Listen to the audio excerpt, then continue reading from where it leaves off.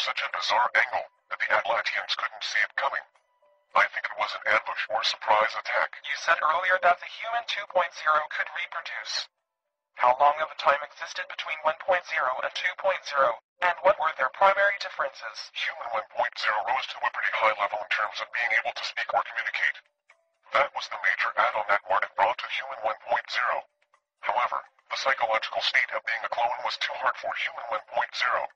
They all looked alike and had the same thoughts, so communication was helpful to a point. For example, coordinating a task, but actually having individual ideas no. And this led to depression and psychological states where, according to the wing makers, they literally went mad. This flaw was a huge problem. Anu decided to wipe them out, and this is the story of the Great Flood. Martin managed to save some of the human 1.0s from the flood along with other flora and fauna, but it was the end of human 1.0. Human 2.0 was then created. This was the stage where the humans could self-reproduce. And when this happened, some of the Anunnaki impregnated female humans and brought in their bloodlines to the human species. This began the variations.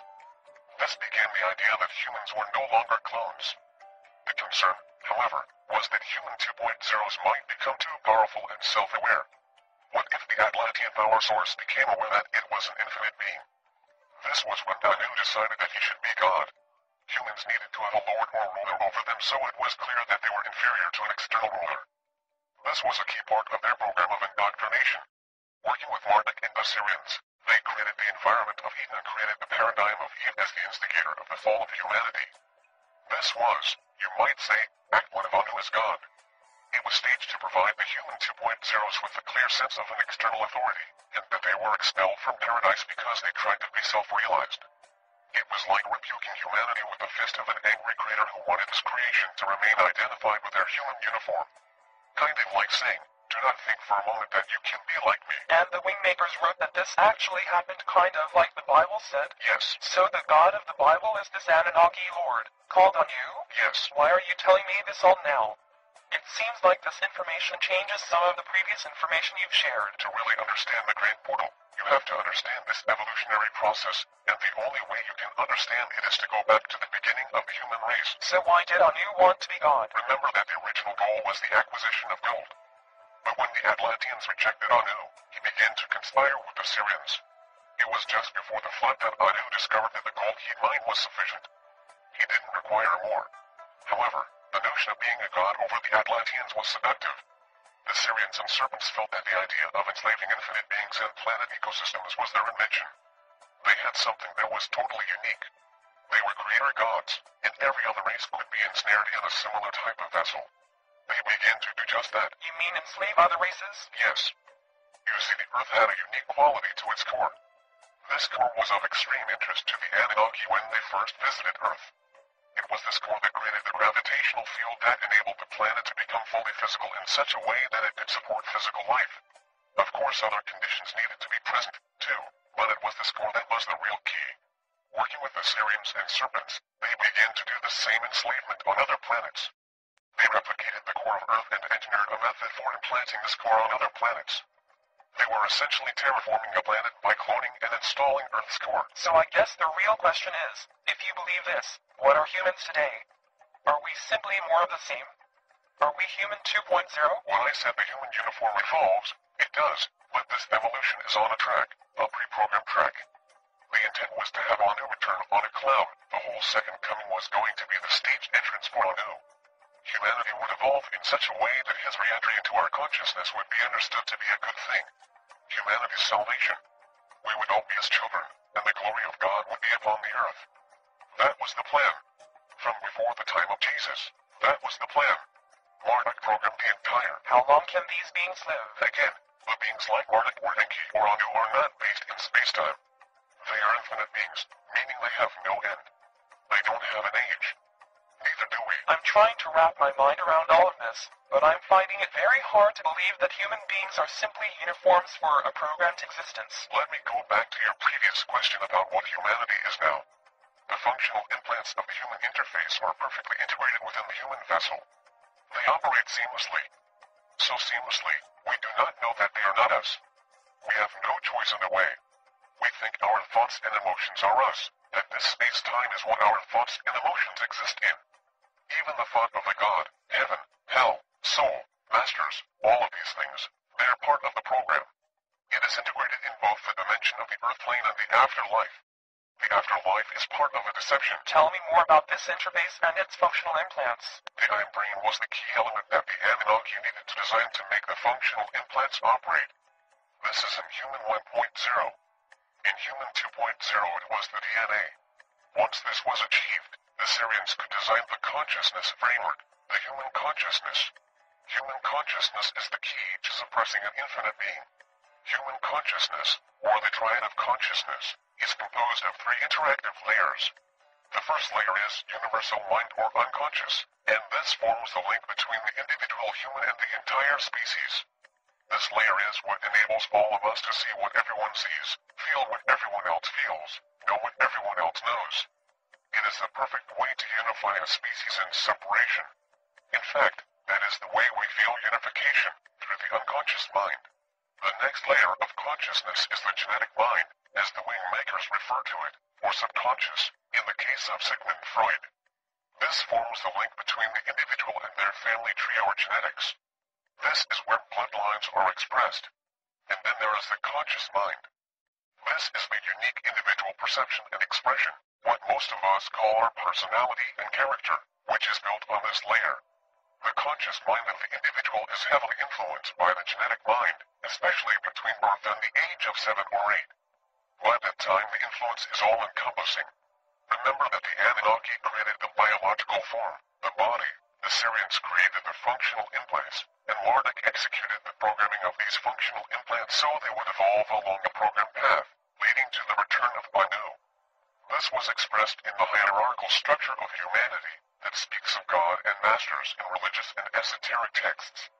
This was all part of the design to create various religions and esoteric cults that would support a vast hierarchy and order the human species into master-student relationships, and then create a multi-level afterlife that would reward those who believed and were obedient to their God or masters. You see, the whole principle that was behind this entire endeavor could be summed up in one word: separation. Everything exists in separation, within the earth plane and its afterlife planes as well. But, according to the wing makers, what is real is that we are all imbued with equality and oneness, not through the unconscious mind, which only links us in separation, but rather through the life essence that is us. And this life essence is sovereign and integral. It is I and we are. No one is above, no one is below. No one is better, no one is lesser. But you're saying everything is a lie? Everything, I mean everything we've been taught to believe in is a deception. How is that possible, or even believable? It's possible because the beings that have enslaved humanity designed a world, to which we adjusted over eons of time. We evolved into it in such a manner that we became lost in our world. The veils that have been placed over us are opaque. So much so that people operate as human uniforms unaware that everything around them is illusory. It is a programmed reality that is not real.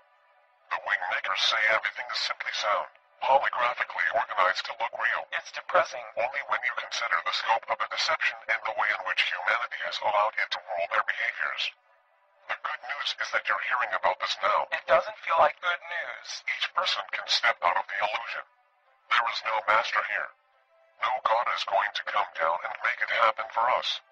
No ETs. No one. It is each of us. This is what is meant by I am. It's like one. One, me, and one, all of us unified. M, meaning exists now. In this moment. Not in history or memory. Not in some future time or goal. Now. It doesn't feel real to me. I was raised a Christian. I have no reason to believe that Jesus was an inside agent for this plan of deception. I'm not saying he was. Many of those who have come to Earth as human teachers have tried to reveal how deep and broad and high this illusion has been made. It is as far as the edge of the universe and as close as your DNA. Everywhere in between is illusion. Jesus came to reveal much of this, but the writers of the Bible decided what would be acceptable within the paradigm of life as we humanly know it. They elected to make Jesus a part of a deception. They saw it was time for a redefinition of God to accommodate an evolving human 2.0. God was suddenly a loving father, and all of humanity was brother and sister. So you're saying Jesus was aware of this deception, but his words weren't included in the Bible? Our opinion was that his words were so against the conditioned beliefs that people could not understand them as he said them. And so, over time, they were translated into the form you know them today. The biblical translation simply lacked the original potency with which he said them. Besides, there are two methods that can make exposing this illusion a very difficult proposition. What do you mean? The first is that the unconscious mind system is inside everyone. It's like a field of information that everyone can access. It can affect or infect everyone. A revelatory idea can be passed to a small number of people, but it lacks sufficient influence to generate mass awakening. So there's unconscious mind inertia. The other, and this is more pernicious, is that the functional implants are programmed, and like any program, they can be upgraded or even turned off. As I listen to this story, I feel a little overwhelmed at how to proceed with the interview. I'm not sure what to ask or what direction to take things. If I look at my notes, I see my handwritten note. There is no God. Is this really what you're saying? The wing makers refer to the triad of consciousness as having the God consciousness installed within it, in the unconscious mind layer.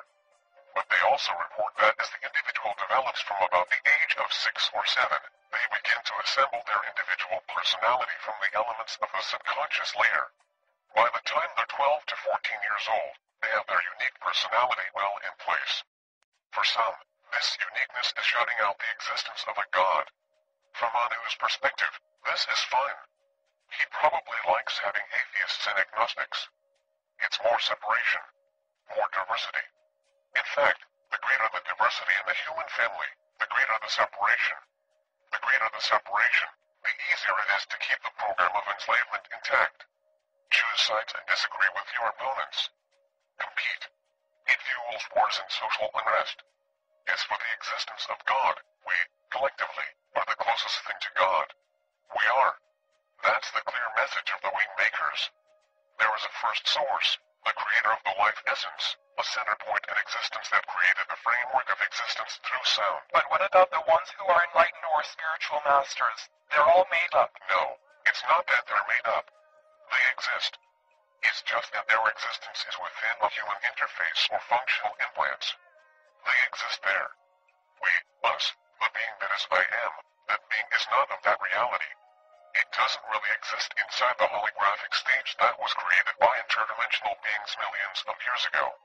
Rather, it is being used as a power source that animates the human interface or uniform.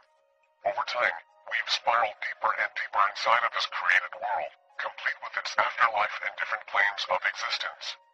You could look at it this way. Anu installed a program inside the Human 2.0, and in this program, humans would evolve from knowing absolutely nothing about their world to knowing God. Humans were designed to have God consciousness, meaning to have the same understanding and awareness as Anu. But then Anu took this evolutionary line and positioned God consciousness so far out into the future that humans would essentially be chasing this God consciousness forever. They'd be chasing shadows, because until they awaken from the deception, the only God that exists in that world is Anu. Once awakened as I am, we are, or the sovereign integral, a human being lives as an expression of this consciousness. According to the wing makers, no one has achieved this at this time. It is, however, our future to live in this consciousness in a human instrument. No one has done this. You mean anywhere? On this plane, Earth, no one has done this. But remember, the wing makers are human in a future time. They have returned to our time to crack the shell open a bit. They have traveled to our time to remind us of what they discovered. They left this enslavement, so we will do it. But you already said that space-time is an illusion. That's true. It is, but it's hard to imagine that the universe in which we exist is really a hologram projection that was programmed inside our unconscious mind, and we're really inside this hologram, wearing a human uniform that was outfitted to perceive only this hologram. The wing makers say that the real world is sound. Everything is sound and resonance of sound. Everything we have in our human uniform for sensing our universe is millions of years of evolutionary design to tune into that hologram and only that hologram. How does that hologram extend beyond this physical world then? You said even the afterlife is part of it. There are many aspects to the afterlife. There is God, first and foremost. There is the light of illumination, There is the universal spirit and individual soul. There is a hierarchy of angels and masters. There is the concept of karma and reincarnation, or sin and salvation. The concept of heaven and hell. The concept of the chosen. The concept of an ascension path. The concept of the Book of Records or Akashic Records. All of these concepts were designed into an upgrade of the Human 2.0 interface. Certain human beings are programmed to find these concepts in their unconscious mind layer and share them. As a result, religions sprout.